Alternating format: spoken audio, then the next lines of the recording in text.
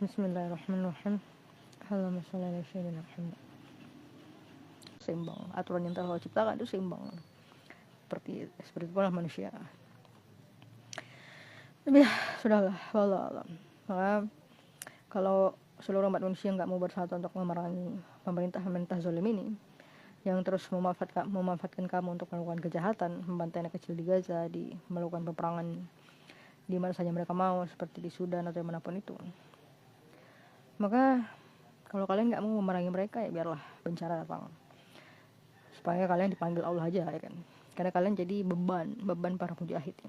Karena kalian tidak mau memerangi kejahatan, kalian justru membiarkan diri kalian dimanfaatkan untuk kejahatan, untuk melakukan kejahatan. Ya, lebih baik kalian dipanggil Allah aja. Makanya saya mengajak semua, utamanya umat muslim bersatu untuk memerangi Zionis laknatullah dan sekutu terbesarnya itu pemerintah mereka.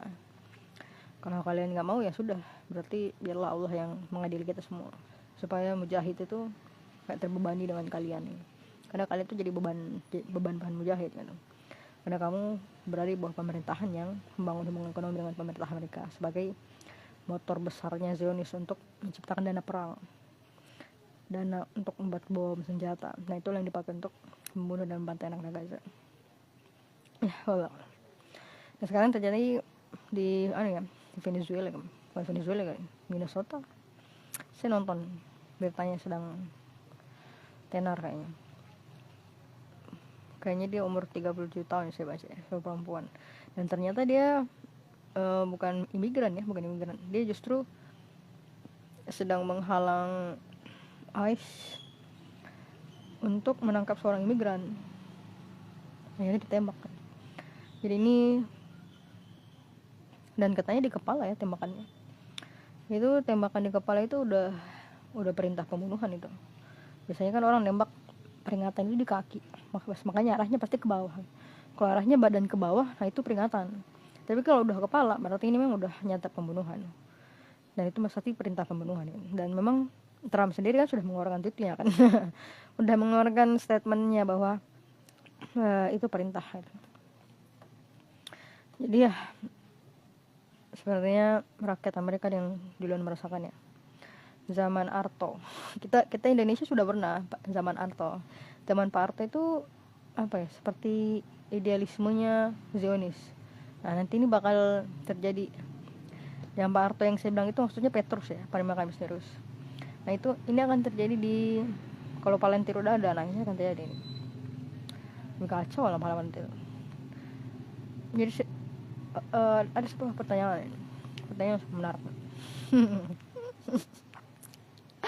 Jadi dia bertanya gitu. Astagfirullahaladzim. Allah tidak memberikan saya kemampuan, kalau Allah mengizinkan dia akan mencabut itu.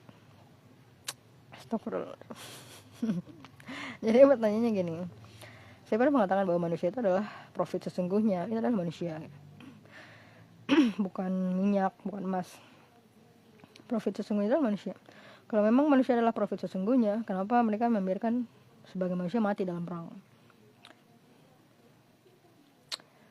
Oke, pertanyaan menarik. Makanya jawaban sederhananya itu adalah aduh, suara saya hilang. Kayaknya saya nggak menjelaskannya dulu ya. Jadi Allah itu tidak melakukan sesuatu kalau sesuatu tidak ada maknanya ya. Kalian harus paham. Maka sesuatu itu harus dipahami dengan baik. Ketika kamu paham bahwa Allah menyayangi kamu, maka kamu paham bahwa apa yang Allah lakukan itu adalah demi kebaikan kamu. Maka ketika saya mampu berbicara tentang betapa buruknya umat muslim saat ini, berarti bisa jadi itu adalah sebuah kebenaran. Karena memang yang membiayai genosida Gaza itu bukan cuma Zionis, yang membuat senjata itu bukan Zionis, bukan cuma Amerika, bukan cuma. Mereka yang membuat itu, tapi bukan cuma mereka. Dananya dari siapa? Dari kita. Makanya saya selalu bilang, sebuah bangunan yang dibangun 10 orang itu nggak mungkin dibangun oleh 1 orang. Makanya yang membiayai genosida ini kita sebagai makhluk ekonomi. Makanya saya meminta kita untuk bersatu untuk memerangi Zionis dan pemerintah mereka ini. Ya, kalau kalian nggak mau, ya udah, biarlah Allah yang mengadili. nih ya Allah, saya sudah ngajak mereka nggak mau ya Allah, jadi biarlah Allah yang mengadili, ya kan. Daripada kalian jadi beban mujahid karena kebodohan kalian sendiri yang membiarkan diri kalian dimanfaatkan untuk kejahatan karena kalian tidak mau berperang. Dan biarlah Allah yang mengadili kita. Maka siapapun yang hidup setelah bencana, ya perjuangkanlah Quran, perangi kezaliman. Kalau kalian nggak perangi kezaliman terjadi. Dan Allah bilang kalau hukum Allah nggak ditegakkan pasti hancurlah bumi ini. Makanya hukum Allah itu harus tegak. Dan Allah selalu mengatakan dalam Quran, lakukanlah keadilan meskipun kepada orang yang kamu benci. bayangkan betapa Allah tuh menetapkan keadilan itu harus benar-benar tegak gitu. Bahkan kepada orang yang kamu benci. Al-Quran ini bro, itu perintah Allah. Makanya karena Allah memang menciptakan bumi seimbang. Itulah wujud surga dan neraka tuh itu bukti keseimbangan bumi. Nah itu wujud, bahkan bakal ada surga dan neraka itu bakal ada. Karena sifat manusia yang sangat tidak stabil itu jadi apa ya, seperti koefisien yang tidak jelas. Koefisien yang sangat tidak jelas yang berada dalam sebuah sistem persamaan, ya sudahlah, wallahu alam. Jadi sekali lagi, sadarlah wahai manusia, kalian yang menciptakan pemantaian di Gaza karena kebodohan kalian sebagai manusia ekonomi, makhluk ekonomi yang membiarkan diri kalian dimanfaatkan untuk kejahatan. Maka kalau kalian tidak ingin memerangi kezaliman, memerangi orang yang berbuat jahat, dan membiarkan diri kalian dimanfaatkan untuk kejahatan, maka biarlah Allah yang mengadili kita semua. Dan semoga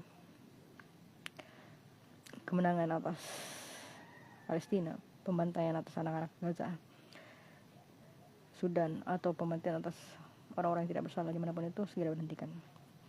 Ingatlah, uang kertas harus berhenti. Uang kertas adalah sumber dari peperangan. Uang kertas adalah sumber dari bencana. Riba adalah sumber dari bencana. Riba adalah sumber dari peperangan. Riba adalah sumber dari pembantaian.